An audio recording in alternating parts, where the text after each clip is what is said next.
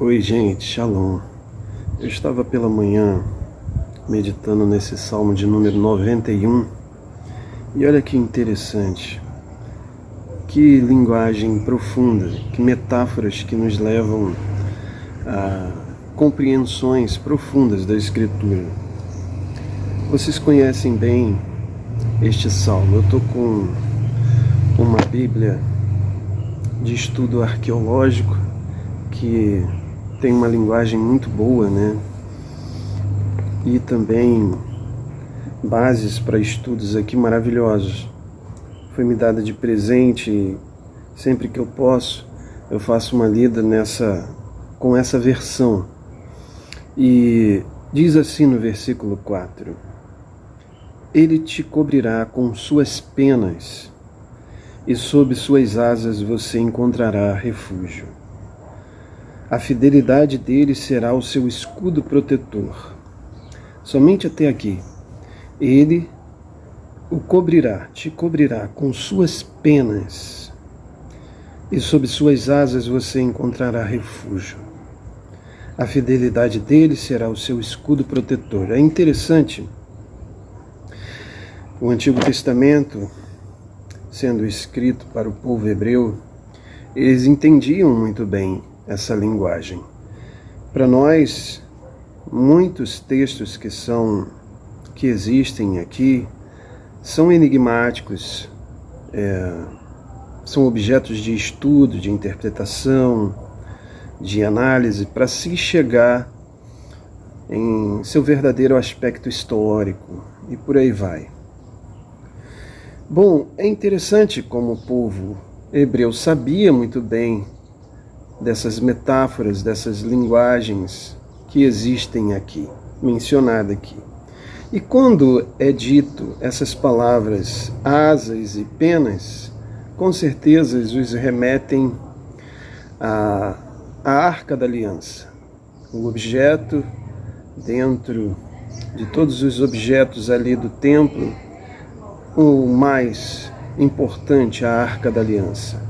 E sob a Arca da Aliança, sua tampa, existiam 2 querubins com suas asas sob a Arca da Aliança, cobrindo a Arca da Aliança.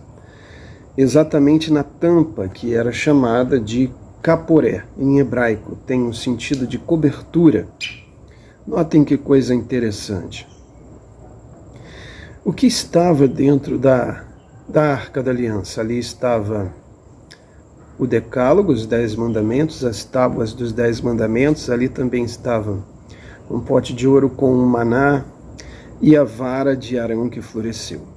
Exatamente os símbolos da rebeldia do povo hebreu, do povo judeu. O Decálogo é símbolo da rebelião deles, os princípios, os parâmetros de Deus para aquele povo. O maná é símbolo da rebeldia deles, a provisão, e a vara de Arão é símbolo da rebeldia deles, a liderança sobre eles impostas. Olha que interessante como nós navegamos profundamente. Sobre todos esses objetos de rebelião está ali a tampa, o propiciatório, que é dito no Novo Testamento que Jesus é a propiciação pelos nossos pecados. Em algumas versões ele é o propiciatório pelos nossos pecados. Ele é a cobertura, ele fez propiciação, nos tornou aceitados ou aceitáveis por Deus. Deus se tornou propício a nós pelo sacrifício de Jesus. Então, o que está por cima desses objetos de rebelião é exatamente a tampa do propiciatório e os querubins com suas asas levantadas. E aí você para pensar, será que esse versículo faz referência às penas, às asas dos querubins que cobriam a Arca da Aliança? Porque é dito: Ele te cobrirá com suas penas e sob suas asas você estará seguro. Ali dentro estava o símbolo de nossa rebelião. Mas quem cobre tudo isso é o próprio Senhor Jesus. Portanto, a misericórdia triunfa sobre o juízo. Ali é o símbolo maior da graça de Deus para o seu povo, do amor incondicional de Deus para seu povo, porque todo juízo de Deus e fúria de Deus veio sobre o Cordeiro de Deus que tira o pecado do mundo. Talvez você tenha vivido até hoje em um sistema de juízo e de condenação. Eu te digo com todas as letras, saia desse sistema e corra a graça de Deus. Ninguém pode levantar essa tampa sobre pena de juízo. Somente Jesus. Ninguém pode apontar o seu pecado. Ninguém pode dizer aqui a rebelião dele. Ninguém. Ele é o sumo sacerdote. A Escritura diz no livro de Hebreus, sentado à destra de Deus, o único que se assentou, porque a sua obra foi perfeita e consumada. Ele pode se assentar. O único. Os outros propiciavam, oficiavam dia e noite. Ele se assentou como obra consumada. Ninguém pode apontar o seu pecado. Ninguém. Se você está vivendo em um sistema de juízo que te condena, que te afasta, sai dela, povo meu, como diz no livro de Apocalipse 14. Sai de Babilônia, sai da confusão, porque a palavra de Deus é boa notícia, é boa nova. Ele é a cobertura, Ele é a propiciação pelos nossos pecados. Não há porquê você permitir que homens, pecadores como você, te condenem. Não.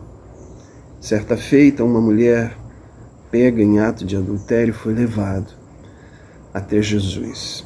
Lá estavam os homens, do mais velho ao mais moço, com pedras na mão. Vocês sabem o que significa as pedras? São as leis escritas em pedras. Bom, uma representação, um tipo, uma figura. Eu gosto muito do hebraico. Uma figura é a própria lei. Estavam eles com a lei na mão para condenar. Aqui, ó. O que nós devemos fazer? Apedrejá-la? Mas não.